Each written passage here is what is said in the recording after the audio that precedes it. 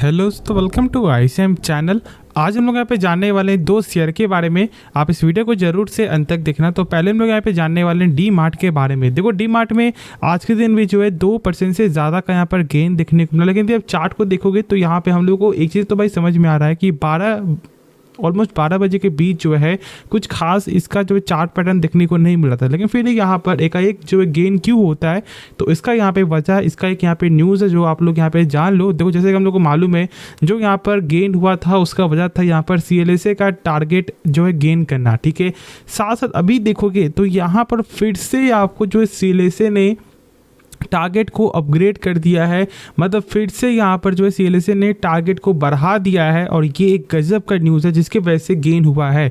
5307 रुपये का अब यहाँ पे टारगेट होते हुए दिखाई दे रहा है। जैसे देखोगे तो यहाँ पर जो टारगेट, जो पहले जो टारगेट था वो था यहाँ पे 5107 रुपये का, लेकिन अब टारगेट को यहाँ पर गेन कर दिया गया जिसके वजह से गेन हुआ है। देखो मैं बता दूँ कि यहाँ पर जो है डी मार्ट, ठीक है, ऑलमोस्ट यहाँ पे मार्च क्वार्टर हिसाब से देखोगे तो 16 स्टोर यहाँ पर ओपन करते हुए दिखाई दिया। इसका यहाँ पे आप सोचे जो लॉजिक समझ रहे हो ना कि भाई कंपनी अपने बिजनेस को तो लगातार बढ़ा रहा है, तो फिर हम लोग यहाँ पे क्यों डर रहे हैं।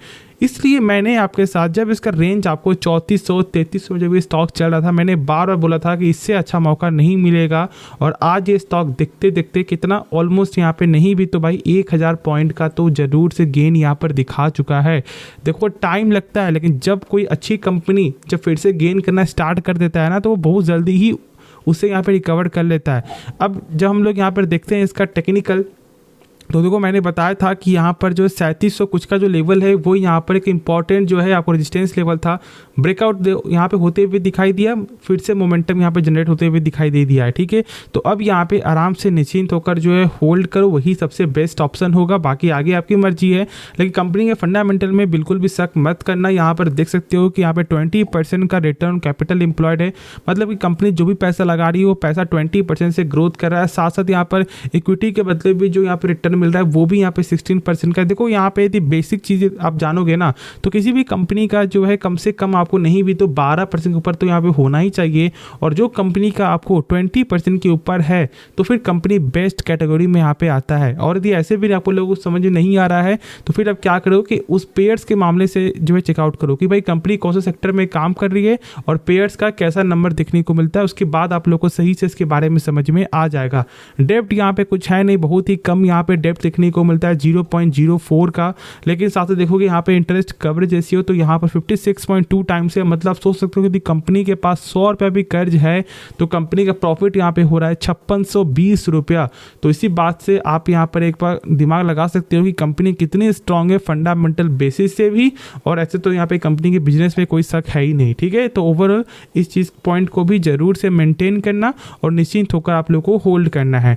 जब देखोगे यहाँ पे इन्वेस्टर होल्डिंग तो भाई प्रमोटर स्टेक यहाँ पे 74% से भी ज़्यादा का है। साथ देखोगे तो यहाँ पर FIS जो है कुछ क्वार्टर से यहाँ पे स्टेक को गेन करते हुए दिखाई दे रही है और यहाँ पे डोमेस्टिक वाले भी लगातार स्टेक को गेन करते हुए ही दिखाई दिए। फिलहाल अभी यहाँ पे 8.5% तक यहाँ पे पहुँच चुका है। तो ये भी यहाँ पर एक अच्छा पैटर्न ही देखने को मिलता है। अब चलो हम लोग यहाँ पे नेक्स्ट जो है शेयर के बारे में डिस्कस करते हैं जिसका नाम है इरेदा। देखो यहाँ पे जो इरेदा में फिलहाल यहाँ पे कमजोरी दिखाई दिया है बंद होते हुए समय, लेकिन स्टार्टिंग में यहाँ पर गेन देखने को मिला था। इसका क्या वजह है तो एक बार आप यहाँ पे देख लो। इसका वजह यहाँ पर बोर्ड ने अप्रूव कर दिया है 24,200 करोड़ का फंड रेज, जिसके वजह से जो है मतलब गेन देखने को मिला था स्टार्टिंग में।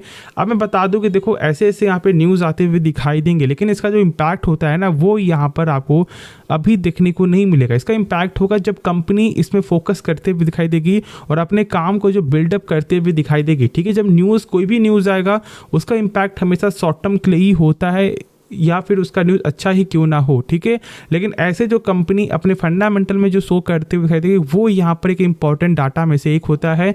और हम लोग को मालूम है जो यहाँ पर NPA जो आते हुए दिखाई दिया वो यहाँ पे क्वार्टर बेसिस से कम देखने को मिला, जो सबसे अच्छी चीज़ में से एक है। और कंपनी के जो है यहाँ पे CMD का भी बोलना था कि यहाँ पर NPA को यहाँ पे लगातार फोकस कर रहे हैं और उसे कम करना चाह रहे हैं और कम करते हुए भी दिखाई भी दे रहे हैं।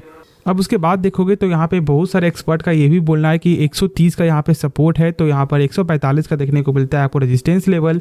और उनका एक चीज़ और बोलना है कि यदि आपको ये लेवल ब्रेकआउट होते हुए दिखाई देगा 145 का, तो फिर कहीं ना कहीं स्टॉक जो है 155 तक भी जा सकता है। लेकिन यदि यहाँ पे सपोर्ट यदि ब्रेकडाउन होते हुए दिखाई दे जाए तो फिर जो इसका जो लेवल है वो यहाँ पर 120 तक भी देखने को मिलेगा। उनका ये बोलना है कि कहीं ना कहीं जो स्टॉक का जो रेंज है वो यहाँ पर 120 से लेकर 160 के रेंज में ये घूमते हुए दिखाई दे रहा है, जो फिलहाल अभी यहाँ पर आपको ऐसा ही चल रहा है, इसमें कोई भी शक नहीं है।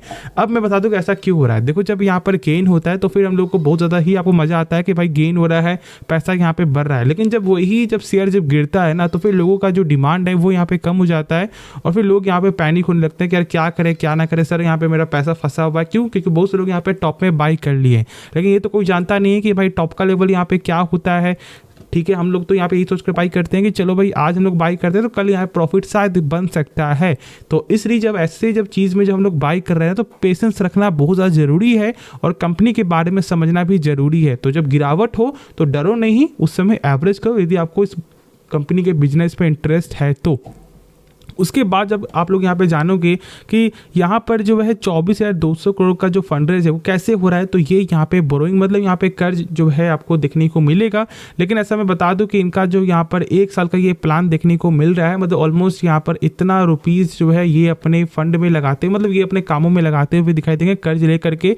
तो ओवरऑल यहाँ पर यही एक न्यूज़ आते हुए दिखाई दे जो मैंने अभी आपके साथ यहाँ पे शेयर कर दिया है। बाकी आप खुद से एक बार इसके बारे में सोच लो, समझ लो, उसके बाद ही कोई फैसला यहाँ पे लेना। तो होप आपको ये वीडियो पसंद आया होगा, तो आप इस वीडियो को लाइक कर सकते हो, दोस्तों में शेयर कर सकते हो और इस चैनल को सब्सक्राइब भी कर सकते हो। तो मिलते हैं नेक्स्ट वीडियो में, तो तब तक के लिए धन्यवाद।